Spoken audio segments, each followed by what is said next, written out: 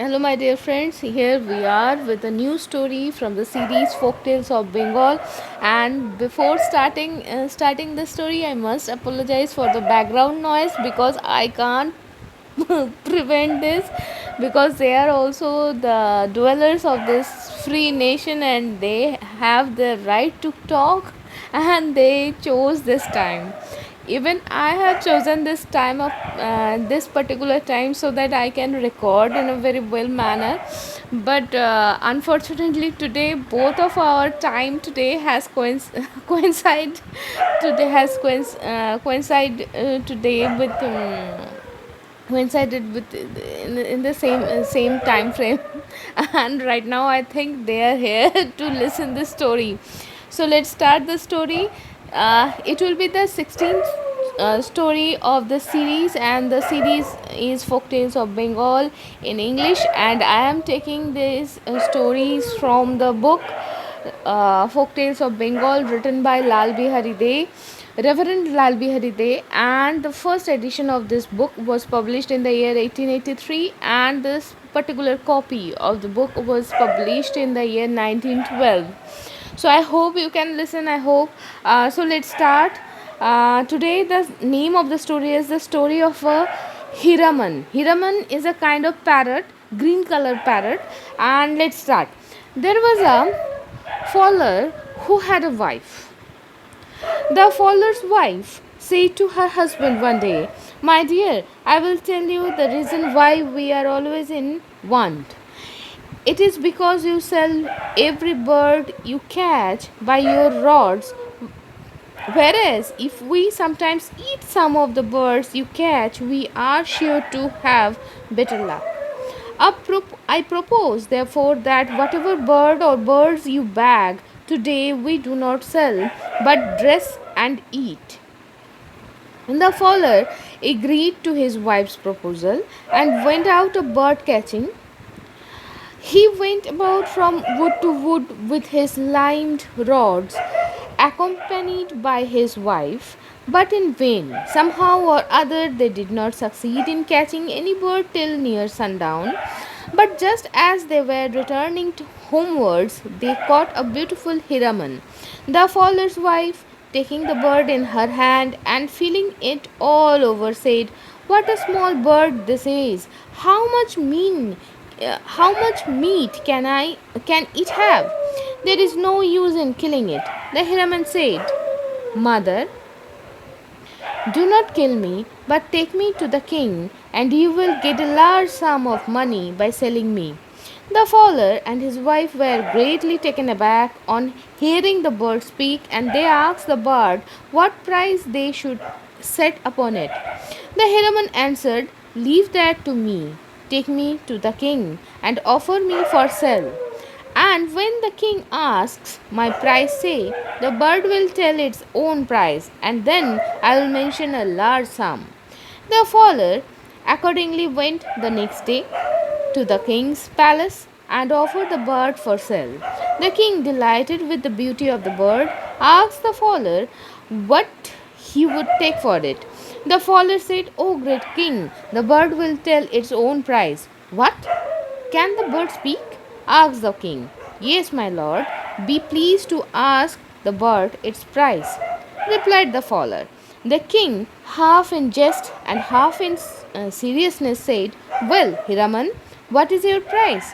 The Hiraman answered, "Please, your majesty, my price is 10,000 rupees. Do not think that the price is too high. Count count out the money for the fowler, for I will be of the greatest service to your majesty." "What service can you be of to me, Hiraman?" asked the king. "Your majesty will see that in due time," replied the Hiraman. The king, surprised beyond measure at hearing the Hiraman talk and talk so sensibly, took the bird and ordered his treasurer to tell down the sum of 10,000 rupees to the fowler. The king had 6 queens, but he was so taken up with the bird that he almost forgot that they lived. At any rate, His days and nights were spent in the company not of the queens but of the bird. The Hiraman not only replied intelligently to every question the king put, but it recited to him the names of 330 millions of the gods of the Hindu pantheon, the hearing of which is always regarded as an act of pity. The queens felt that they were neglected by the king, became jealous of the bird, and determined to kill it. It was long before they got an opportunity, as the bird was the king's inseparable companion. One day the king went out a hunting, and he was to be away from the palace for 2 days.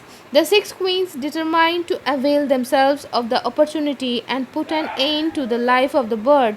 They said to one another, "Let us go and ask the bird which of us is the ugliest in his estimation, and she whom he pronounces the ugliest shall strangle the bird." Thus resolved, they all went into the room where the bird was. But before the queens could put any questions, the bird so sweetly and so piously recited the names of the gods and goddesses that the hearts of them all were melted into tenderness, and they came away without accomplishing their purpose. The following day, however, their evil genius returned, and they called themselves 1,000 fools for having been diverted from their purpose. They therefore determined to still their hearts against all pity and to kill the bird without delay. They all went into the room and said to the bird, "O Hiraman, you are a very wise bird. We hear and your judgments are all right. Will you please tell us which of us is the handsome handsomest and which the ugliest?" The bird, knowing the evil design of the queens, said to them, "How can I answer your questions remaining in the cage? In order to pronounce a correct judgment, I must look minutely on every limb of you all, both in front and behind. If you wish to know my opinion, you must set me free." The women were at first afraid of setting the bird free lest it should fly away, but on second thoughts they set it free after shutting all the doors and windows of the room. The bird, on examining the room, saw that it had a water passage through which it was possible to escape. When the question was repeated several times by the queens, the bird said, "The beauty of not one of you can be compared to the beauty of the little toe of the lady that lives beyond the 7 oceans and the 13 rivers." The queens, on hearing their beauty spoken of in such slighting terms, became exceedingly furious and rushed towards the bird to tear it in pieces. But before they could get at it, it escaped through the water passage and took shelter in a woodcutter's hut which was hard by. The next day, the king returned home from hunting, and not finding the Hiraman on its perch, became mad with grief. He asked the queens, and they told him that they knew nothing about it. The king wept day and night for the bird, as he loved it much. So, we will come to know what happened next by tomorrow. Till then, be happy, be safe, and thank you for being with me, and thank you all of you who who are currently listening me, or I don't know, not listening, who are giving me some speech or telling their daily life story. I don't know. Thank you for telling us, and thank you for listening all of us. Bye bye.